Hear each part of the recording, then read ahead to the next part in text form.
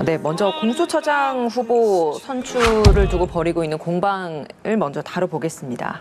이번 주 수요일 날 회의를 다시 한번 하기로 했는데 주말 사이에 서로 주고받은 말을 보면 과연 수요일에 잘 협상을 끌어낼 수 있을까라는 데 있어서는 조금은 좀 회의적인 것 같습니다. 먼저 민주당은 공수처 출범 지연 전략이다, 이런 입장을 고수하고 있는 것 같고, 국민의힘은 후보 검증 그리고 추천 절차 졸속으로 이루어져선 안 된다, 꼼꼼하게 검증해야 한다, 이런 주장이거든요. 두 분 어떤 입장이신지 차례대로 좀 여쭤보겠습니다. 먼저 박 위원장님, 어떤 입장이십니까? 예, 좋은 후보를 추천하기 위해서 꼼꼼하게 따져봐야 된다는 야당의 주장 맞습니다. 그런데 이미 이분들은 이제 많이 알려진 분들이고요. 자료도 제출이 됐고 충분하게 그동안에 검토할 시간이 있었다, 이렇게 보는 것이 저희 당의 시각인데, 추가 자료 제출을 요구하면서 다시 18일로 3차 회의로 후보 추천을 이제 미룬 것, 이것을 여당에서는 그동안에 늘 국민의힘이 해왔던 전략, 지연 전술을 써서 공수처 무산 전략이 아니냐, 이렇게라고 의심을 이제 할 수밖에 없는 것이죠. 그러나 그렇게 의심을 하더라도 일단 3차 회의 18일까지는 진정성을 가지고 또 협상에 임하면서 또 지켜보는 것이 여당의 자세일 거라고 생각하고, 다만 그 18일이 넘어서도 계속 이런 형태가 된다면 아마 이 공수처 무산 전략이구나라고 하는 의심이 이제 확신이 되는 상황이어서 저희가 준비하고 있는 대로 법의 개정을 통해서라도 이것은 연내에, 11월 내에 처리해야 되겠다라는 입장이 더 강화가 되겠죠. 예. 어떤 입장이십니까? 신중히 추천 절차를 진행해야 되겠죠. 지금 제출된 후보 검증 자료가 좀 부실해요. 그러니까 병역 자료 등이 제대로 제출 안 된 부분도 있고 추가 제출을 요청한 거고요. 여기에 대해서 정당 가입 이력이 있는지도 확인해 봐야 되기 때문에 관련 자료를 추가로 요청한 겁니다. 그래서 그거는 정치적 중립성 확보 차원에서 반드시 필요한 거기 때문에 지연 전략이라고 하는 것은 조금 납득이 안 되고요. 또 하나는 이 추천위 심의 과정에서 철저히 해야 되겠죠. 왜냐하면 검찰이 지금 그 권력 비리에 대해서 수사를 하고 있잖아요. 그러니까 공백은 없는 상태입니다. 그런데 공수처라는 곳이 검사 포함해가지고 한 60여 명에서 80여 명 정도의 아주 소수가 모든 권력 범죄를 독점해서 하는 겁니다. 따라서 그만큼 권력 외풍에 대해서 취약하기 때문에 공수처장 후보자는 반드시 정치적 중립성을 확보하는 분을 추천해야 된다. 이런 측면에서 보면 이것을 지연 전략이라고 하는 것은 오히려 국민의힘 입장에서 보면 법을 개정하려는 민주당의 시각을 반영한 것이 아닌가, 이런 오해를 낳거든요. 그래서 저희 국민의당 입장에서 보면 추천한 후보들 중에 특히 두 분은 상당히 중립적인 분을 추천한 걸로 알고 있어요. 그렇기 때문에 국민의힘에서요. 그렇죠. 예. 이걸 마냥 지연하기 위해서 추천한 건 아니고 이런 점을 민주당 입장에서는 좀 충실히 협상에 임해주길 바랍니다. 어떻습니까? 국민의힘에서는 상당히 중립적인 인사를 추천을 했다라고 이야기를 하는데, 이미 민주당 측에서는 그 추천한 인물에 대한 부정적인 시각도 있는 게 사실이잖아요. 예, 일부에 대해서는 그런 부정적 시각도 있고, 예. 또 저희가 추천한 인물에 대해서 야당에서도 부정적 시각을 가지고 있는 인물도 있지요. 그건 어쩔 수 없습니다. 예. 저는 이쯤에서 국민의힘에게 좀 부탁하고 싶은 것은, 사실 이 공수처법이 출범할 때 협상 테이블에 참여를 하지 않았어요. 그렇기 때문에 국민의힘은 지금 독소조항이라고 하는 것들을 포함되는 걸 막지를 못한 것이죠. 사실 그때 테이블에 나와서 기왕에 하게 되는 것인데, 그때 자기들 주장하는 것을 반영했으면 오히려 더 이득이 되지 않겠냐, 이런 생각이고요. 이번 공수처장 후보 추천도 역시 마찬가지입니다. 어차피 비토권을 가지고 있는 야당이 유리한 협상 테이블이거든요. 그렇기 때문에 스스로 어떤 테이블을 스스로 이렇게 걷어차거나라고 하는 이런 것보다는 이번 기회를 야당에게 더 유리한 그런 선택의 기회로 잘 했으면 좋겠고, 아까 우리 윤기찬 부위원장님께 한 가지 말씀드리고 싶은 것은, 저희가 지금 현재 지연 전략이다 이렇게 규정 단정 짓는 것이 아니라 18일 3차 회의의 모습을 보면 어떤 것인지 드러나게 될 것이다라고 염려하는 수준입니다. 18일 날은 좀 결정이 나겠습니까? 그러니까 지금 먼저 하고자 했던 것이 10분의 후보자 중에서 몇 분을 먼저 배제할 것인가를 논의를 했던 걸로 보여져요. 근데 누구를 배제할 것인가에 대해서 아직 그것마저 협상이 안 됐기 때문에, 그럼 누구를 추천할 것인가까지 아직도 가지도 않은 것이죠. 그러니까 국민의당의 지연 전략이라고 보기 어려운 부분입니다. 국민의힘. 그렇죠. 예. 국민의힘에. 예. 왜냐하면 어느 후보자를 배제할 것인가부터 정해지고 나서 그다음에 어느 후보를 추천할 것인가에 대해서 만약에 논란이 커지게 되면 그런 시각도 있을 수 있는데, 현재는 지금 당연직 추천위원들과 그 정당 추천위원들 사이에 누구를 배제할 것인가에 대해서도 합의가 안 됐기 때문에 이건 먼저 이루어진 다음에 그다음에 적정한 후보자가 누구인지에 대해서 합의를 하는 과정이 이루어질 건데요. 분명한 것은 이제 두 분을 추천하지 않습니까? 대통령께. 그러면 두 분 중에 사실은 한 분은 여당이 추천한 분이 될 가능성이 없지 않아 있어요. 그리고 한 분은 야당이 추천한 한 분이 될 가능성이 없지 않아 있기 때문에 이것이 그중에 한 분을 대통령이 지명하시는 거라서 저는 개인적으로 구조상 보면 저희가 비토권이 있다 하더라도 이게 여당에 반드시 불리한 것은 아니다. 구조상. 이렇게 생각합니다. 알겠습니다. 이 내용은 여기까지 좀 다뤄보도록 하고 18일 날 또 회의가 한 차례 3차 회의가 있으니까 그때 나오는 이야기를 가지고 좀 다시 다뤄보겠습니다. 주말 사이에 그 전국적으로 열렸던 민주노총 집회를 두고도 공방이 있었습니다. 먼저 박 위원장님께 제가 좀 질문을 드려보겠습니다. 네. 비판을 하고 있는 국민의힘 주장을 보면요. 지난 광복절 보수단체 집회에서는 차벽까지 세우고 저지를 하더니 지금은 자제 요청 수준에서 수수방관을 하고 있다. 이거 확산되면 정부 여당 책임이다. 이런 입장이거든요. 여기에 대해서 어떤 말씀 하고 싶으신가요? 그렇습니다. 뭐 누차 촉구를 했죠. 뭐 서울시까지도 집회 자제를 촉구했고 심지어는 대통령까지도 트위터에 글을 올려서 그런 협조를 요청을 한 사항이고요. 매년 11월이면 전태일 열사에 대한 그런 어떤 기념 추모 집회가 열리는 것이고 올해는 특히 50주년이 되는 의미 있는 해이거든요. 민주노총이 그런 집회를 주도를 해왔는데 갑자기 뭐 없던 행사를 올해 하는 것이 아니고 그리고 방역 지침에 협조하기 위해서 전국에 여러 군데로 나누어서 99명 이하로 집회 신고를 한 것이죠. 그리고 국회 앞에는 또 차벽을 또 일부 또 만들기도 했습니다. 그래서 이런 것들이 8.15나 개천절 때는 차벽을 설치하고 여기는 차벽 설치하지 않느냐를 가지고 어떤 차별성의 기준으로 보시는 것은 그런 어떤 전통적으로 꾸준하게 해왔던 그런 어떤 집회의 성격상 맞지 않다라는 생각이고요. 뭐 여기에 대해서 어떤 이중잣대도 가지고 있지 않다라고 말씀을 분명히 드릴 수 있겠습니다. 예. 반론 기회 드리겠습니다. 지난달에 이미 이제 이 준비위원회 측에서 집회를 하겠다고 얘기를 했죠. 그 뒤에 그 거리두기 수준이 좀 낮아졌고요. 뭐 이런 것까지 탓하고 싶지 않습니다만은 그러니까 정치권에서 자제당부를 한 것은 맞아요. 그런데 그 수위가 좀 다르다는 거고요. 이미 이제 방역 상황에 대한 전제 조건이 그때보다 훨씬 더 엄중한 시기임에도 불구하고 그 수위가 낮은 거 하나 하고 저는 이제 이 말을 꼭 드리고 싶어요. 질병관리청의 태도가 좀 문제가 있다. 그러니까 정치권과 대통령께서는 할 만큼 했다고 볼 수 있어요. 네. 예를 들어서. 그런데 질병관리청은 제가 볼 때 그때 했던 그 자세하고 지금 완전 다르다는 거죠. 그러니까 질병관리청 입장에서 보면 여러 가지를 고려할 필요가 없고 오로지 방역 측면에서만 어떤 자제를 촉구하거나 뭐 발언을 했어야 되는데 그 수위가 상당히 낮아졌다는 겁니다. 아예 언급하지 않던가. 그래서 정은경 질병관리청장의 태도가 오히려 이중잣대의 논란을 더 부추긴 게 아닌가 이렇게 생각합니다.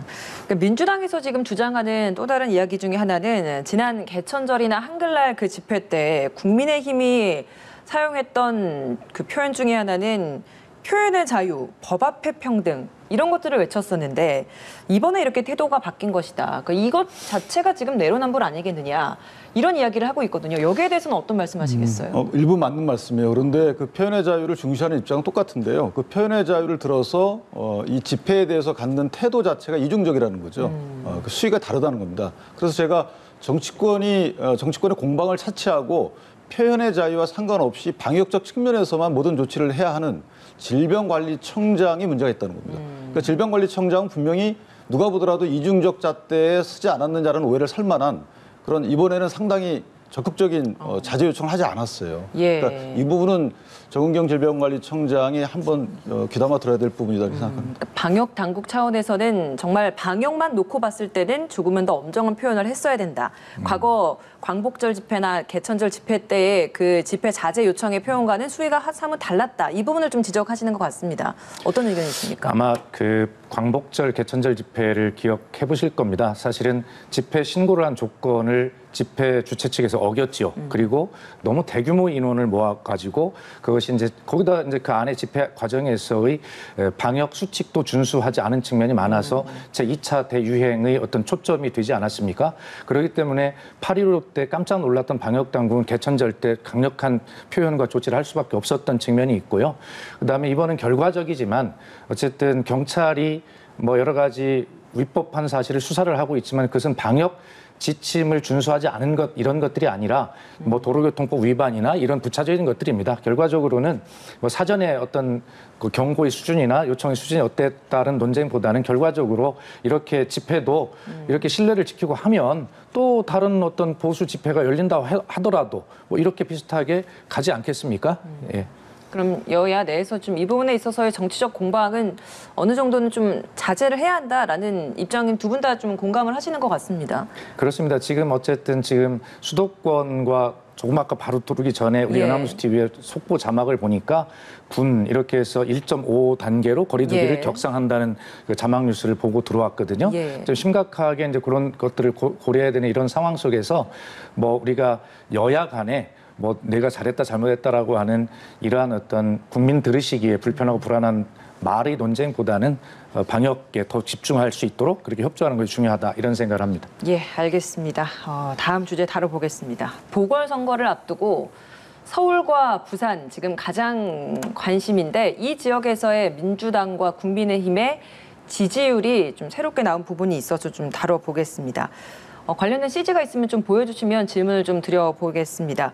먼저 서울에서 보면 이건 전체적인 정당 지지율입니다. 더불어민주당과 국민의힘 32.8, 27.3인데 지역별로 봤을 때 중심이 됐던 것이 서울과 부산, 울산, 경남 지역 지지율인데 보면 서울이 지금 30, 30 동률입니다. 그리고 부산, 울산, 경남을 보면 더불어민주당이 30.1%고 국민의힘이 29.3%입니다. 당초에는 서울에서도 국민의힘이 민주당을 좀 지난주만 해도 좀 앞서는 상황이었는데 지금 이렇게 동률이 된 거고 국민의힘 부산, 울산, 경남에서 앞서고 있었다가 지금 또 이렇게 민주당이 또 뒤지는 모습이 나오고 있거든요. 먼저 윤 부원장님께 먼저 질문을 드려보겠습니다. 저런 지지율 결과는 어떤 요인이 크게 작용했다고 보고 계신가요? 아무래도 부동산 문제가 크죠. 그다음에 공시지가 현실화한다면서 90%까지 이 부분은 그러니까 많은 분들한테 정의라는 관점보다는 이익이라는 관점에 접근하기 때문에 유권자들 입장에서 보면 당장 나한테 불이익이 되거든요. 그래서 아마 정책적 이 불이익이 본인들한테 오고 있다는 것을 실감하는 그 의사표시가 아닌가 싶고요. 지금 저런 그 정당 지지도 등은 사실은 지난 21대 총선 이전에 실시됐던 부분들과 비교해 보면 상당히 약진한 겁니다. 국민의힘 입장에서 보면. 네. 그러니까 엎치락뒤치락이 있지만 추세로 보면 상당히 약진했던 것이고 지난 21대 총선 이전에 또는 2014년도 그 지방선거 전후로 보면 한 20대 초반의 지지율을 보였어요. 야당 입장에서 보면. 여당은 30대 중반의 지지율을 보였고 따라서 민심에 지금 이반이 좀 진행되고 있다. 이렇게 오히려 국민의힘 측에서는 좀 고무적으로 보고 있다는 거죠. 그렇죠. 민주당 입장에서 걱정해야 될 부분인 것 같고 물론 국민의힘 입장에서 보더라도 더욱더 약진해야 되겠죠. 그러니까 대안 정책을 내놓고 국민께 지지를 호소하는 이런 절차를 거쳐야 되겠지만 요것만 놓고 보면 지난 선거 추세에 비춰볼 때 고무적인 결과다 이렇게 생각을 합니다. 예, 민주당은 어떻게 좀 보고 계십니까? 예, 더욱 반성해야 되겠다는 생각을 하게 되는 여론조사입니다.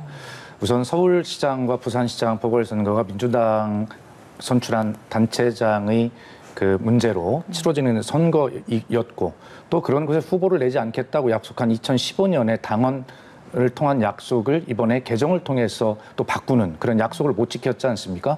그래서 정말 거기다 윤기찬 부위원장 말씀하신 대로 부동산 정책의 문제라든가 여러 가지를 보면 민주당으로서는 집권당으로서 책임지고 혼날 일이 많은데도 불구하고 이만큼 그래도 기대를 보여주신 것에 대해서는 감사하고 그러나 윤 부회장 말씀대로 전국적인 지지율에 비해서 또 특히 대도시권 아니겠습니까? 저희가 많이 앞서 있어야 된다는 일반론에 비해 볼 때 사실은 아직도 저희가 혼나야 될 길이 많구나 이런 생각을 하게 되는 그런 여론조사입니다. 여론조사 지지율이 좀 저렇게 그러니까 당초에는 국민의힘이 좀 앞섰던 것이 민주당이 조금씩 이제 추격하는 모습, 부울경 같은 경우에는 앞서가는 모습까지 나오다 보니까 당초에는 반성, 성찰 이런 기조가 조금은 더 강했다고 한다면 시간이 갈수록 좀 더 공격적인 선거 전략을 펴겠다라는 것도 당 내에서 좀 나오고 있다라는 이야기도 있어서요. 실제 당내 분위기는 좀 어떤가요? 그렇지 않습니다. 오늘 이 자리에 오기 전에도 제가 그 비공개 최고위원회에 참석을 하고 왔습니다만 그 자리에서 이낙연 대표가 이와 관련한 그 말씀을 하나 했는데 그게 뭐냐면 더욱 낮게 더 겸허하게 그리고 시민과 함께라고 하는 이러한 슬로건을 절대 잊지 말고 그런 자세를 유지하라라고 하는 그런 이야기를 듣고 왔습니다. 저희들이 혹시 실수로 또 교만해질지는 모르겠습니다만 아까 말씀드린 대로 이 선거가 민주당의 귀책 사유가 있는 만큼 더욱 국민께 다가가는 그런 자세를 낮고 겸허하게 하는 것만이 저희가 국민께 용서를 구하는 길이다, 이런 자세로 나아갈 것입니다. 예. 뭐 국민의힘 측에서 고무적으로 바라보고 있는 여론조사 결과입니다만 아직까지 크게 좀 우위를 보이지 못하는 것이 뚜렷한 후보군이 없기 때문이라고 좀 보면 되겠습니까? 네, 영향이 있죠. 그리고 저 여론조사 중에 특히 서울의 경우에는 원래 그 가장 최근 선거 21대 보면 전국적 평균은 49대 41% 정도였거든요. 근데 서울, 경기, 인천은 그게 53%가 여당이 가져가는, 많이 벌어져요. 그래서 저것만 놓고 국민의힘 입장에서 보면 안심하거나 이렇게 하면 안 되는 것 같고요.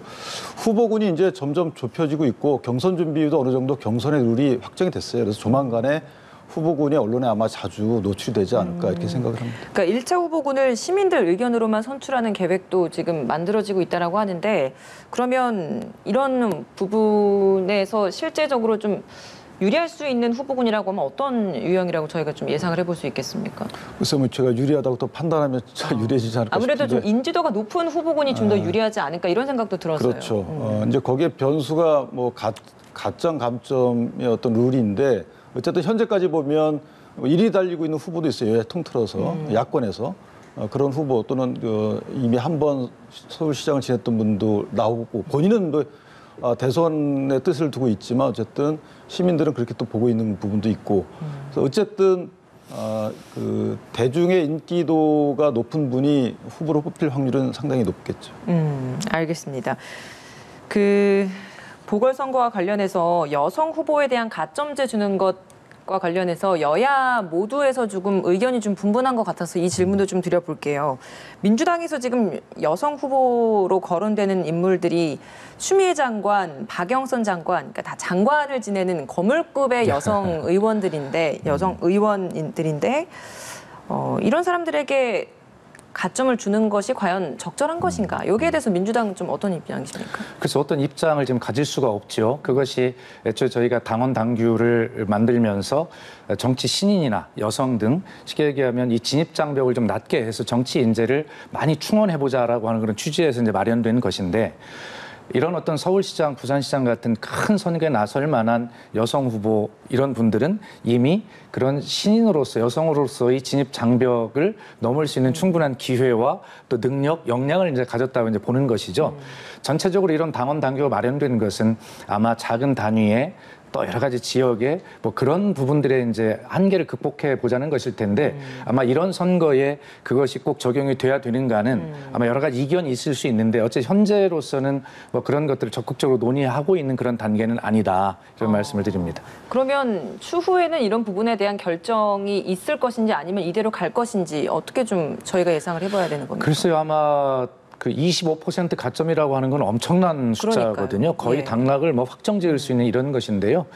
아마 이번에 저희가 이제 후보를 내지 아니한다라고 하는 그런 당원도 전당원 투표의 의견을 묻고 그래서 중앙위원회에서 결정을 이제 낸 것인데, 아마 아까도 말씀드렸듯이 저희가 처음에 당원이나 이런 개정안을 마련했을 때는 그런 의혹이 굉장히 이제 크고 이런 것인데, 그것을 좀 더 세밀하게 만들어야 될 필요가 있지 않나라는 필요성을 이번 기회를 통해서 많이 생각하는 것 같아요. 어쨌든 논의는 될 것으로 생각을 합니다. 예. 국민의힘에서는 조금 결이 좀 다른 것이, 그러니까 나오는 후보군들이 어느 정도는 거물급인 여성 후보도 있고 그렇지 않은 여성 후보들도 있다 보니까 이제 가점을 두는 기준은 어느 정도로 둬야 되느냐, 약간 여기에서의 좀 차이가 있는 것 같아서 민주당과는 조금 다른 부분이 있는 것 같은데 좀 어떻게 좀 접근을 해야 된다고 보세요? 물론 20% 가점이 배정이 돼 있죠. 예. 최대. 근데 따지고 보면 국민의힘에 거론되는 분들도 사실은 상당히 인지도가 있는 분들이에요. 뭐 구청장을 하고 계시거나 이미 2번 역임했던 분이거나 초선이지만 언론을 통해서 많이 알려진 분이거나 또는 다선이거나 이렇기 때문에 가점 제도가 논란이 되고 있어요. 경선준비위원회 결론을 못 내고 공천심사위원회에 넘겼거든요. 안 자체가. 예. 근데 저게 가점을 주기 어려운 부분이 이번 선거는 여야 팽팽한 구도 하에서 이루어지기 때문에 인물에 대한 평가가 어느 정도 소위 말하면 당락을 결정할 수 있는 선거예요. 그렇다면 떨어질 후보를 낼 수가 없잖아요. 가점을 준다는 것은 좀 떨어진다는 후보라는 것인데 따라서 저는 개인적으로 이번 선거는 여야 공이 아마 가점을 주는 이런 식의 선거 룰은 하지 않을 것이다 이렇게 예상을 합니다. 예, 그 모든 걸 다 배제하고도 우위인 후보가 나와야 이길 수 있는 이번 선거이다라고 네, 최대 보고 경쟁력 있는 계시는 후보를 선출할 것이다 이렇게 봅니다. 알겠습니다. 김종인 국민의힘 비대위원장 당내 대권 주자 힘싣기를 좀 시작한 것 같습니다. 유승민 전 의원, 오세훈 전 서울시장, 원희룡 제주지사 이 세 사람의 이름까지 좀 직접 거론을 했습니다. 김종인 위원장의 이런 발언에 대해서 좀 어떤 의미가 있다라고 보시는지 먼저 제가 부위원장님께 먼저 여쭤볼게요. 어떤 의미라고 저희가 해석을 해야 됩니까? 이미 그 거명된 당사자들이 대권을 나가겠다라고 밝힌 분들이기 때문에 거기에 대한 어떤 뭐 대책이죠. 소위 말해서 당내에서 대권을 나가겠다고 밝혔기 때문에 그분들에 대해서 힘을 실어주는 것이고. 근데 그동안에는 당내 인물이 없다. 그러니까 이런 분들은 그동안은 그간 얘기가 계속 나왔던 인물인데 인물이 없다. 이렇게 계속 배제를 했었는데 이번에 이렇게 또 거명이 돼서 그 부분이 이제 관심인 거거든요. 그러니까 본인이 이제 밝혔죠. 배제한 것은 아니고 사실은 참신한 인물들, 그러니까 경쟁력, 그 지명도가 떨어지는 분들도 나오라고 독려 차원이었다. 플랫폼을 마련한 것이다. 이렇게 밝혔기 때문에 저는 그렇게 이해를 하고요. 지금 오히려 당내에서 당내 주자에 대한 심실기를 하지 않자 당 밖에 있는 분들이 오히려 힘을 받잖아요. 야권 주자로서. 여기에 대한 반성적 고려가 있는 것이고 특히나 이제 안철수 후보의 경우에는 그런 차원을 넘어서서 당까지 흔들고 있다는 생각을 하게 된 것 같아요. 신당 또는 플랫폼 얘기를 하시면서 해쳐 모여 하자라는 식의 이런 그 묵시적 의사 표현이 있었기 때문에 더는 묵과할 수 없다라는 아마 정략적 판단도 들어가 있지 않나 이런 생각. 그럼 반대로 보면 당 외에서, 그러니까 원 외에서 국민의힘 주자로서 들어오겠다라고 하는 인물도 없었다라고 또 해석해도 되는 겁니까? 아직까지는 뭐 뚜렷한 인물이 그렇게 의사표현이 있었다고 보지 않고요. 다만 이렇게 대권 후보에 대한 언급이 잦아지는 것은 이제 서울시장 후보와의 어떤 그 구별을 해야 되는 상황이 왔어요. 예. 그러니까 안철수 후보가 서울시장을 나가든 아니면 오세훈 시장이 서울시장을 나가든 이렇게 대권을 나가든 서울시장과 대권 후보 간에 어느 정도 구별을 할 시점이 왔고 이게 조금 지나면 당의 당권 주자들과의 또 이 여러 가지 역학관계 때문에 혼란스러워지거든요. 그래서 지금쯤이 어느 정도 본인이 어디에 나갈지에 대해서 밝히는 시점이 왔고 이것을 촉구하는 의미도 깔려 있지 않나 이런 생각합니다. 예, 아무래도 국민의힘 내에 관련된 이야기다 보니까 제가 부위원장님께 질문을 좀 많이 드렸는데 민주당 측에서 보기에는 이렇게 김 위원장의 당 내 인물들 다시 이제 접촉하는 면들 넓힌 부분에 대해서 좀 어떻게 바라보고 있습니까? 제가 아마 김종인 지금 비상대책위원장께서 민주당의 비대위원장을 할 때 제가 비서실장이었습니다. 그렇기 때문에 김종인 비대위원장님의 그 말씀의 행간을 굉장히 읽으려고 저도 개인적으로 노력을 많이 하는데요. 저는 세 가지로 읽었습니다. 첫째는 아마 김종인 비대위원장이 자꾸 그 외부에서 어떤 그 인물을 찾아보려고 했던 초기의 그 언행은 바로 외연 확장을 해야 되는 그런 비대위원장으로서의 숙명적 그 처지입니다. 그렇기 때문에 한 것이고요. 그러면서 동시에 그 의미는 당내 인사들에게 긴장을 촉구하는 그러면서 내부 결속을 단단하게 다지겠다는 이런 이제 쉽게 얘기하면 당 비상대책위원장으로서 키를 확실하게 쥐고 가겠다는 그런 포석이 있을 수 있죠. 그런데 다시 이제 당내 인사를 이야기한 것은 아마 안철수 국민의당 대표가 판흔들기를 시도하는 것을 보고 더 이상 이것은 좌시할 수 없다. 이 흐름을 내가 쥐고 가겠다라고 하는 그런 여러 가지 포석인데 중요한 것은 아직도 유승민, 오세훈, 원희룡 뿐이라고 하는 이 뿐이라고 하는 한 글자 여기에 거기에 또 의미를 두시는 그렇습니다. 거군요. 여기에 여전히 제가 말씀드린 이러한 의미가 복합적으로 아직 깔려 있고 김종인 비대위원장의 입장은 변화가 없다. 저는 이렇게 읽습니다. 알겠습니다. 마지막으로 이 질문 좀 드려보겠습니다. 국회 예산결산특위 이제 예산 소위에서의 본격 삭감을 하게 되고 심사를 하게 될 텐데 이미 초슈퍼 예산이지 않습니까? 근데 그럼에도 불구하고 지금 각 운영위 심사 단계에서 거의 10조 원 가까이가 증액이 됐습니다. 이런 부분 저희가 좀 어떻게 이해를 해야 되는 겁니까? 순 증액이 한 8조 이상이 된 것 같아요. 그러니까 이게 이번 연도의 예산안 심사 때만 있었던 일이 아니고 쭉 있어왔던 일이거든요. 이게 특히 이제 국민의힘 입장에서 보면 좀 곤혹스러운 부분이 있는데 저희가 21조 원 그 뉴딜 정책 관련 예산 중에 10조 원 가량을 삭감하겠다라고 했는데 그것이 잘 이루어지지 않고 오히려 순 증액이 돼서 이 부분이 좀 제가 면목이 없는 부분이 있습니다. 그러나 이제 어찌됐든 인적 구성이 저희한테 불리하게 된 상황이긴 해요. 특히 예산안 같은 경우에 11월 30일까지 이것을 다 처리해야 되기 때문에 그렇지 않으면 자동 상정이 되거든요. 이런 규정상의 한계도 있어서 아직까지는 이루지 못하고 있지만 어쨌든 만약에 예산결산특위에서 이게 이루어지지 않는다 하더라도 본회의 상정 이후에도 수정안 마련이 가능하거든요. 그래서 예. 그때까지 국민의힘은 노력하겠다 이런 말씀드립니다. 예, 짧게 한 말씀 야당 부탁드립니다. 입장에서 보면 대통령의 핵심 사업에 대한 예산을 좀 삭감하는 것을 성과라고 생각하는 전통이 있지요. 그런데 지금 바이든 당선인의 입장을 보면 파리 기후 협약에 복귀하겠다는 것이고, 그리고 연방 예산으로 당장 약 2,000조 정도의 그런 어떤 새로운 환경 기후에 하는 예산을 좀 하겠다는 것이고, 그거 빼고 주정부나 민간에서 한 5,600조 투입하겠다는 것이거든요. 한국의 기업 환경이 완전히 변화하게 되는 것입니다. 여기에 적응하지 못하면 안 되죠. 그렇기 때문에 지금 역점으로 두고 있는 K 뉴딜 사업에 대한 예산을 야당으로서는 삭감하는 성과를 내고 싶겠지만 우리 한국의 생존이 문제에 걸려 있는 것이다. 여당으로서는 이 부분을 충실하게 국민께 말씀을 드리고 또 이해를 구하면서 야당의 협조를 구하는 그런 예산 확보 전략을 그렇게 구사해 나갈 것으로 봅니다. 예, 알겠습니다. 오늘